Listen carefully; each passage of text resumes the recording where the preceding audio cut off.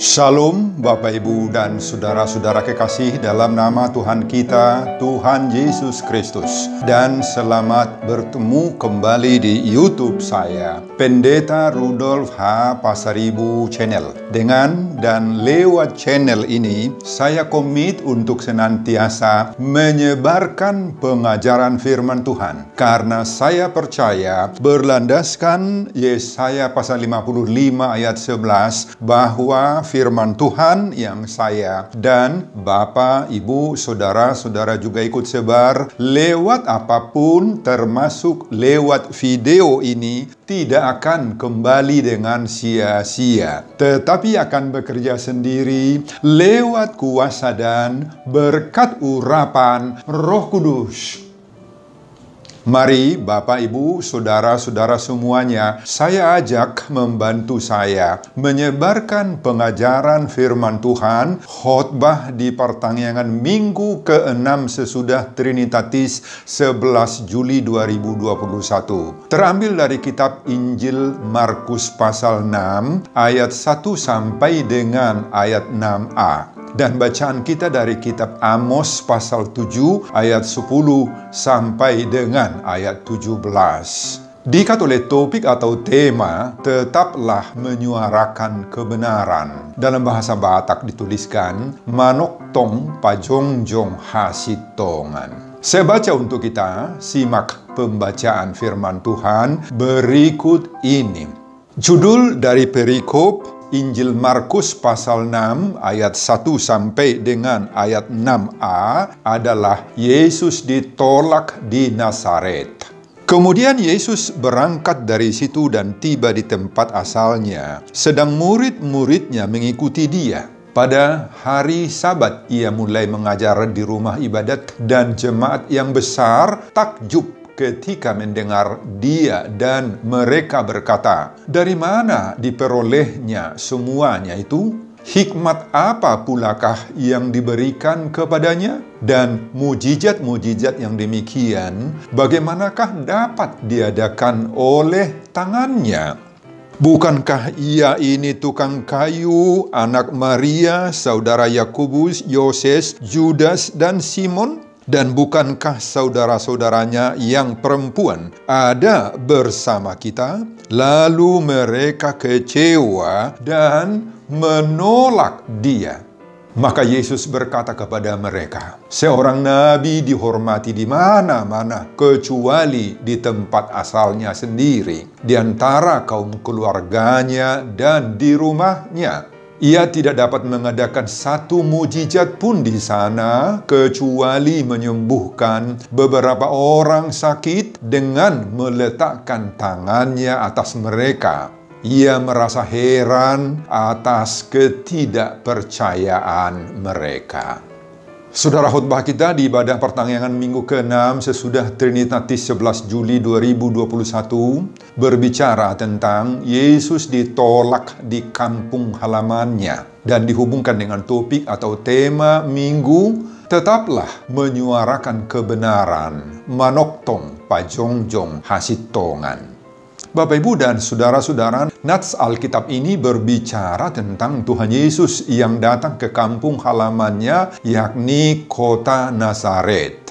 Tuhan datang ke Nazaret bukan untuk sekedar jalan-jalan atau rindu mengunjungi kampung halamannya untuk bernostalgia. Tuhan Yesus sengaja mendatangi kampung halamannya untuk menyampaikan firman Allah agar penduduk desa di Nazaret mau percaya akan kuasa Tuhan Allah yang ada di dalam dirinya, dalam diri Yesus. Untuk itulah Yesus dan murid-muridnya mengunjungi rumah ibadah pas di hari Sabat. Di dalam rumah ibadat yang ada di Nazaret ini, Tuhan Yesus menyampaikan pengajaran firman Allah kepada orang-orang sekampungnya. Dan menurut penilaian para pendengarnya saat itu, bahwa pengajaran Tuhan Yesus itu sangat berbobot dan mengena di hati jemaat yang mendengarnya itu.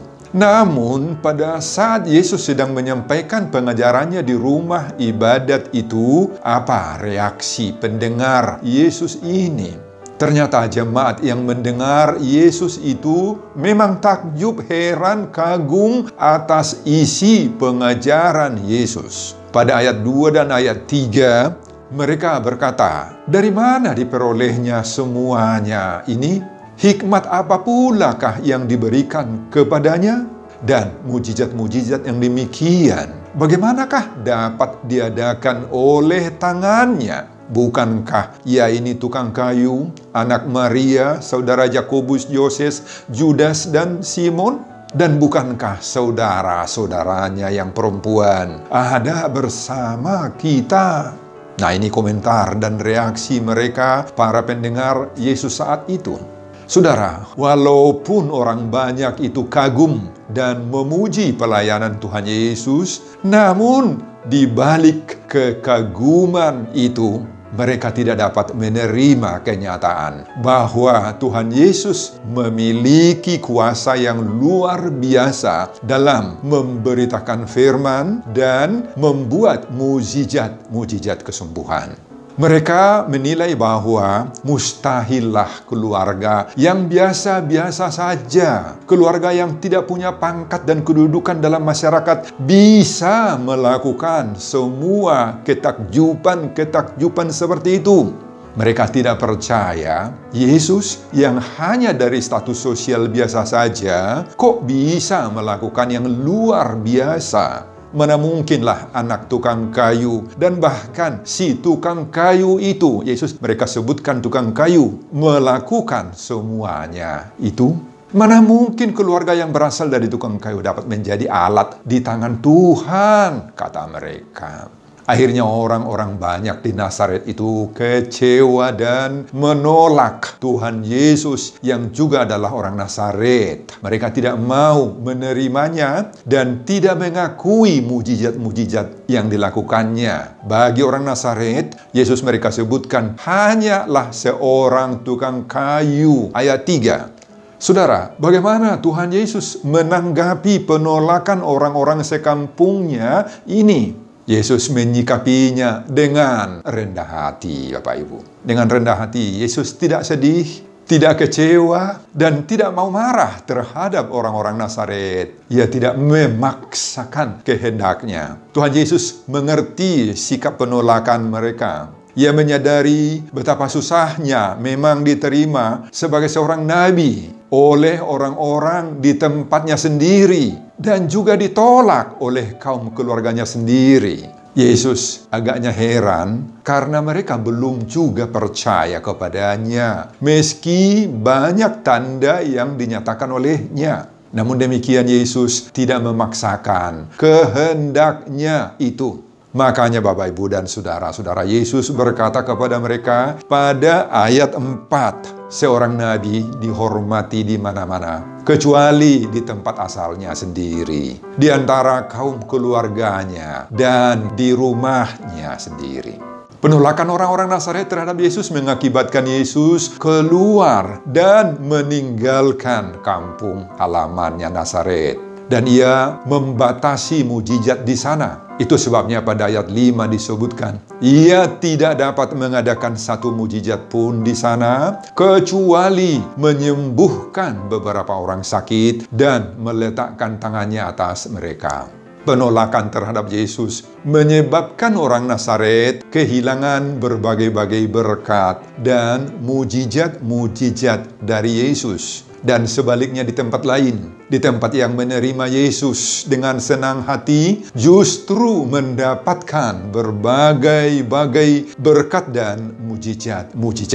Saudara, inilah isi khotbah kita di pertanyaan minggu ke-6 sesudah Trinitatis 11 Juli 2021.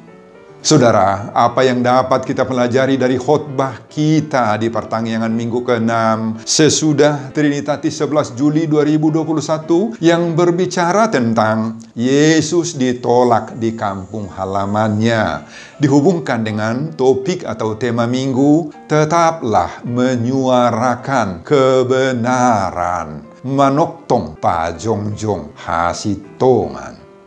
Yang pertama, Yesus sungguh mencintai dan tidak melupakan kampung halamannya. Saudara, menurut Lukas pasal 4 yang paralel dengan perikop khotbah kita ini, Yesus belum berapa lama dibaptis di Sungai Yordan. Kemudian dilanjutkan dengan menghadapi cobaan iblis, dan setelah itu Yesus datang ke daerah Galilea hingga tiba di kampung halamannya Nazaret. Nazaret itu berada di Galilea, tempat dia bertumbuh dan dibesarkan. Bagi Yesus, Nazaret atau kampung halamannya sendirilah yang dijadikannya sebagai sasaran awal dan yang utama dari pelayanannya. Dan itu sebabnya langsung Yesus memasuki tempat ibadah yang biasa disebut dengan sinagoge.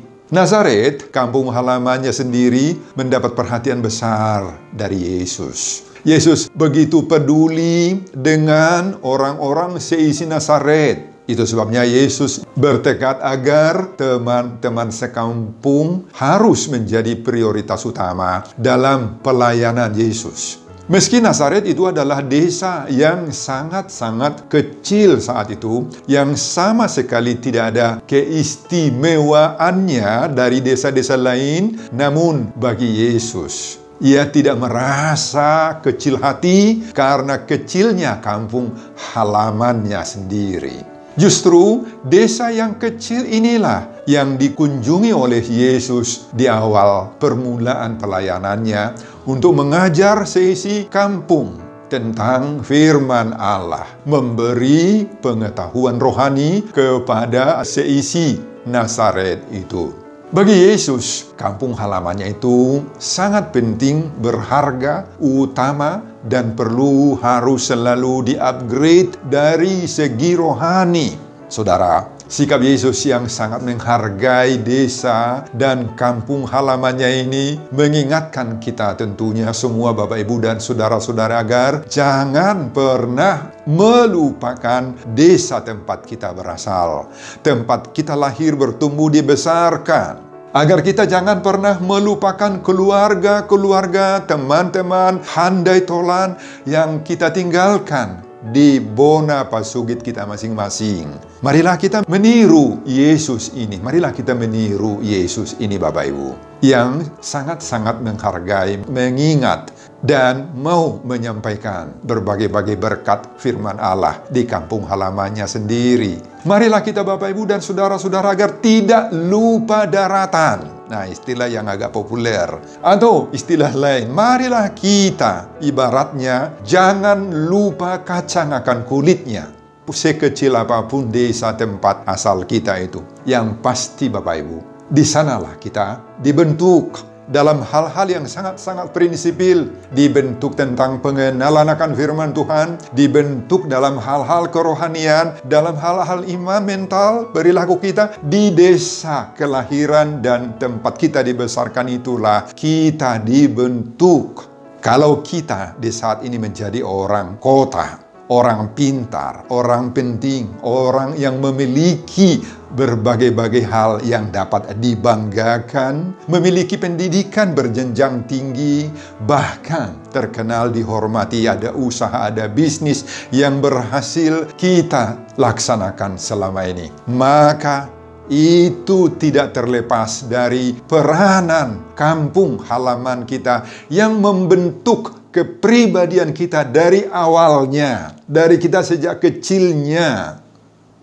Keadaan di kampung halaman itulah yang membentuk dasar-dasar, sendi-sendi dari diri kita Bapak Ibu, dari karakter kita, mental dan perilaku kita.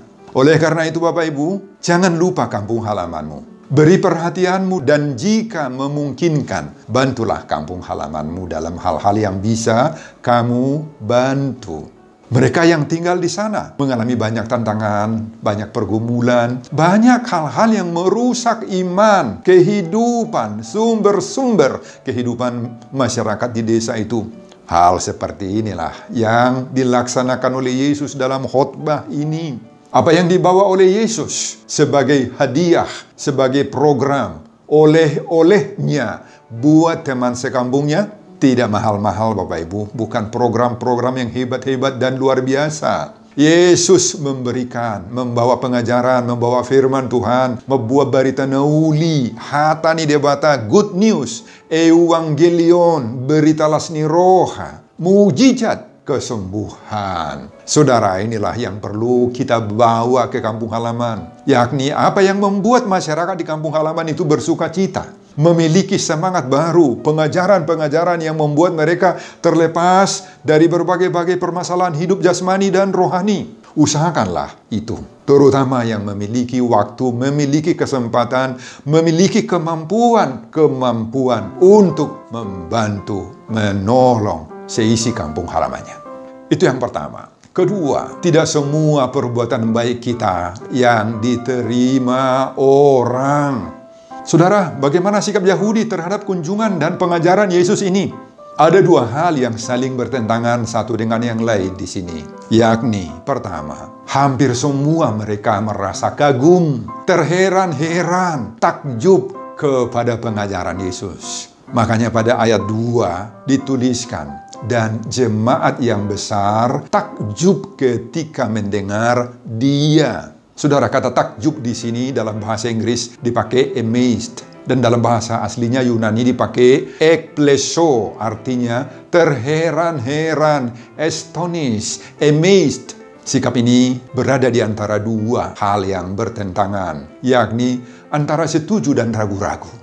Ada dua suara ini dalam hati orang, kadang setuju dan ada juga ragu-ragu. Jadi lebih berat kepada sikap negatif, kurang percaya, kurang pasti, mereka bingung.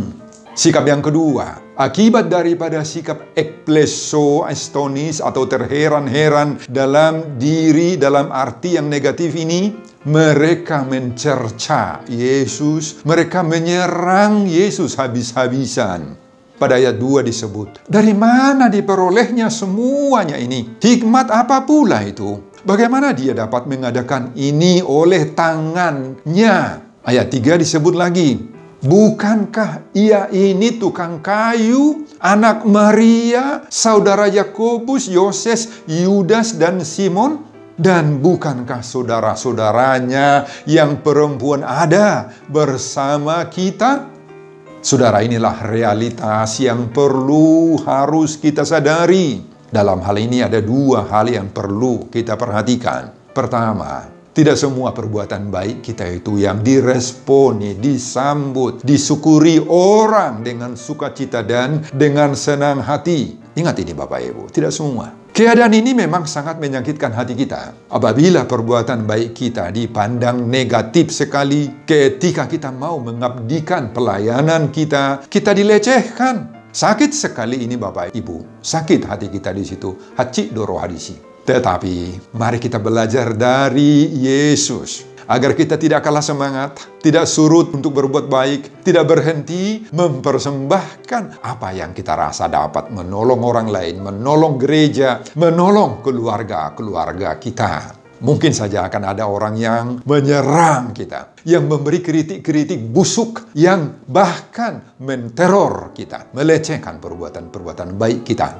Wah, jangan kalah kebaikan oleh kebusukan hati orang. Jangan kalah kebaikan. Hati kita mesti kuat dan tegar. Kalau di sini kita ditolak, masih ada tempat lain yang sedang menunggu dan mengharapkan kehadiran dan perbuatan baik kita Bapak Ibu. Kedua, jangan kita meniru sikap orang Nazaret ini. Menilai orang lain dari sudut luar saja. Bagi orang Nazaret ini, Yesus itu sangat kecil, rendah sekali, hina, karena hanyalah tukang kayu dan anak seorang tukang kayu. Yusuf, profesi sebagai tukang kayu, bagi orang Yahudi itu sangat rendah, kasar, tidak terhormat. Secara sosial, merupakan golongan masyarakat hina di sana. Saudara, mari kita jauhkan perilaku, sifat-sifat seperti ini. Apapun profesi seseorang, itulah dirinya. Itulah karyanya dan yang bisa ia manfaatkan bagi orang lain. Makanya Bapak Ibu dan saudara-saudara, sekecil apapun yang dapat dibaktikan orang pada orang lain, marilah itu kita syukuri dan kita hargai.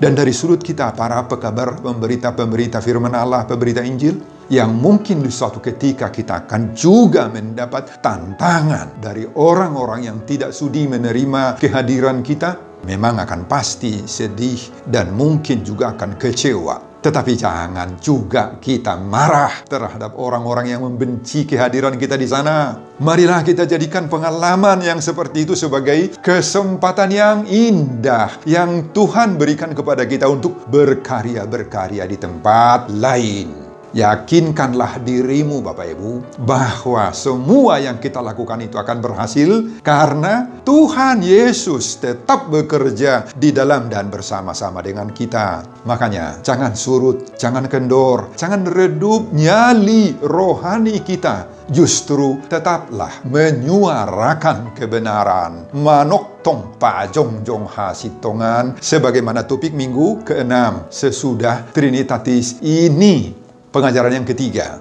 menolak Yesus akan kehilangan berkat. Saudara, selanjutnya pada ayat 3 akhir disebut, lalu mereka kecewa dan menolak Dia. Sayang sekali perbuatan baik Yesus yang begitu baik itu ditanggapi mereka dengan miring sekali, penuh kebencian. Saudara, sudah sedemikian besarnya perhatian Yesus buat saudara-saudaranya, teman sekampung halamannya, orang Nazaret ini. Tetapi justru disambut, dibalas, diresponi dengan kebencian dan sikap kasar. Dan Yesus ditolak oleh mereka. Saudara, begitu sakit dan kasar sikap mereka ini kepada Yesus, sampai hati mereka menolak Yesus. Kata Yunani yang dipakai di sini menolak adalah skandalizo, dari kata skandalon. Yesus menjadi skandalon buat orang Nazaret ini. Berarti Yesus menjadi batu sandungan, partuk Tuhan. Kehadiran Yesus di sana menjadi pro kontra, menyebabkan pertikaian bagi sesama jemaat yang hadir di saat itu. Kehadiran Yesus di sana menjadi permusuhan, parbada-badaun bagi sesama jemaat yang ada. Ada yang menerima, tetapi banyak yang menolak. Pada saat itulah Yesus berkata kepada mereka pada ayat 4, seorang nabi dihormati di mana-mana, kecuali di tempat asalnya sendiri, di antara kaum keluarganya dan di rumahnya. Dan selanjutnya pada ayat 5 dikatakan, ia tidak dapat mengadakan satu mujizat pun di sana. Saudara, kalau disebut di situ, Yesus tidak dapat mengadakan satu mujizat pun, itu bukan berarti Yesus tidak mampu berbuat mujizat. Tetapi Yesus hanya membatasi dirinya untuk tidak berbuat banyak mujizat. Yesus hanya melakukan penyembuhan saja. Meskipun Yesus mampu berbuat mujizat-mujizat yang jauh lebih hebat, lebih besar daripada penyembuhan itu. Saudara, inilah resiko kalau menolak kehadiran Yesus. Orang yang menolak Yesus di dalam dirinya akan kehilangan berkat-berkat, mujizat-mujizat dan sukacita. Inilah yang disebut dalam bahasa Batak ikuluangan. Ikuluangan artinya gak kebagian apa-apa. Dia akan kehilangan berkat-berkat dan kesempatan-kesempatan baik. Saudara, penolakan kepada Yesus dalam hidup kita di saat ini itu dapat terjadi dalam berbagai-bagai penampakan. Bisa saja penolakan kepada Yesus itu berwujud membenci firman Tuhan, tidak tertarik atau tidak suka mendengar khotbah, pengajaran Alkitab, pengajaran gereja. Menolak rumah kita dijadikan sebagai tempat perkumpulan doa keluarga antar jemaat. Atau misalnya yang disebut dengan menolak pertangyangan keluarga di rumah kita dengan alasan-alasan yang dibuat-buat. Menolak Yesus bisa juga terjadi apabila kita menolak diri kita terpilih menjadi pekerja gereja, menjadi calon sintua, atau pekerjaan-pekerjaan gereja lainnya dengan alasan-alasan yang juga tidak benar sama sekali.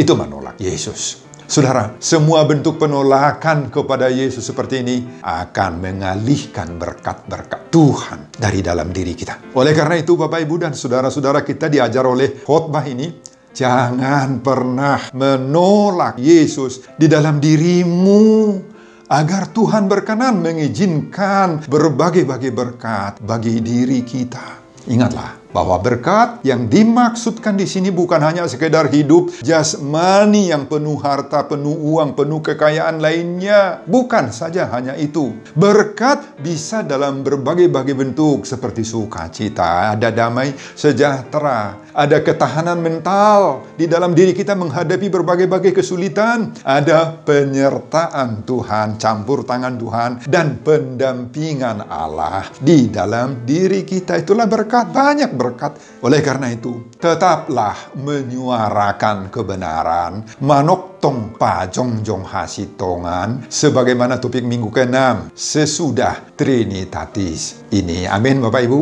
amin.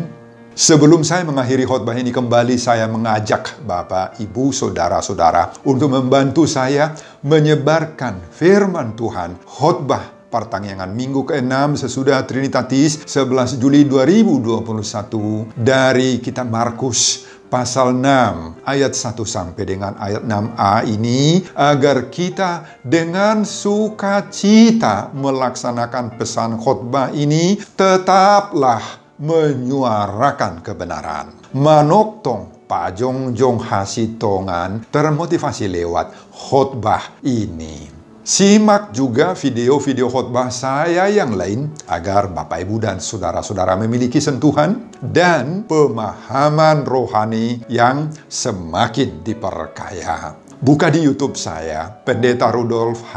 Pasaribu Channel. Selamat mengikuti ibadah pertanggihan di rumah masing-masing. Buat kita semuanya, Tuhan Yesus memberkati kita. Salam Horas. Amin.